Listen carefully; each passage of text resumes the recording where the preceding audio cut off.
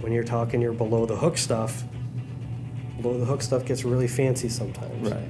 And are we even going to be able to rig it properly to get a proper, are you looking for a functional test or are you just looking for a structural test? Mm-hmm. And then, the conversation even gets deeper there. Sure. Because if you think about some of the things we make here in our below the hook department, they have to make special fixturing just to be able to properly test some of these crazy items that they're contracted to make.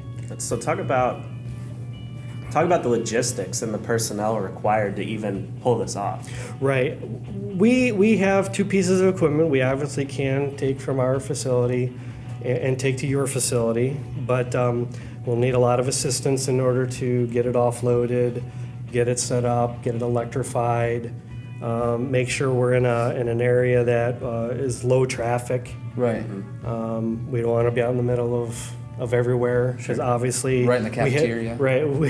Exactly. But we have guarding. Yeah. But if something lets loose, you kind of want to be positioning yourself safety. And like I said, if something lets loose, are you prepared for losing whatever item you gave to us? Because if you're giving us something that you homemade, you are kind of playing with fire there. Yeah. Because you might be asking us to go to 125% of what you think a capacity is, and heck, it might get there. But what if it deforms? What if it blows apart? Right. How do you know it's not going to fail at 130%?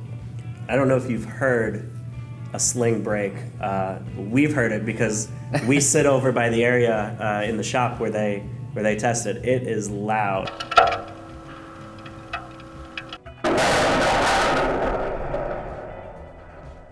And there's sirens that go off once they start the testing, let everybody know in the area that this is occurring, and it's literally an explosion. And I'll tell you, I've heard dozens and dozens of slings get destroyed, and it's never like, oh yeah, I'm used to that sound. That's what I expected to sound. Every single version of a sling, chain, whatever it is, they all break a little bit differently.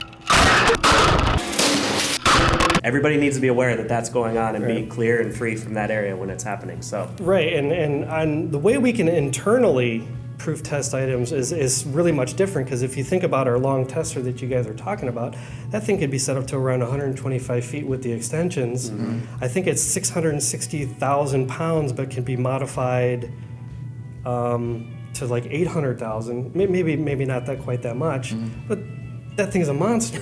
Of course you can take a 20-foot sling and nylon sling that's going to stretch another 3 and test that thing with no problem. Mm-hmm. We have multiple different size pins, so you get the right D to D for your eye sizes, are you basketing, all that kind of stuff. When you think about taking something into the field, and we know there are some competitors in the field that do this probably on a very regular basis, you need to understand how slings themselves, and even below the hook, but slings specifically, are proof tested. How are you rigging them up so that they're tested properly? When you're talking about your alloy chain slings, you cannot hook into the body of a leg, right? Because the chains are not designed to hold 2 times capacity in the body, right? So you're going to bend a link. How are you doing that if your proof tester length stroke is 10 foot or even 15? What do you do with a 20-foot leg? Right. And so you can do it mobile, but with mobile comes a lot of limitations. A lot of limitations, and you really have to, again, inform yourself on the front end about the processes of this testing. Don't just assume. Ask your questions, inform yourselves. Allow us to answer questions for you of why it's so much different internally than it is going to be externally. The capabilities are just different. Not impossible, but just different. Thank you for watching today's video. If you liked it, show us by hitting that thumbs up button right below this video player. And if you haven't already, there's a button that'll let you subscribe to our YouTube channel. That way, you don't miss out on any future content that we make. And if you want to keep watching, there's a video player right above that that'll let you keep watching. Thanks.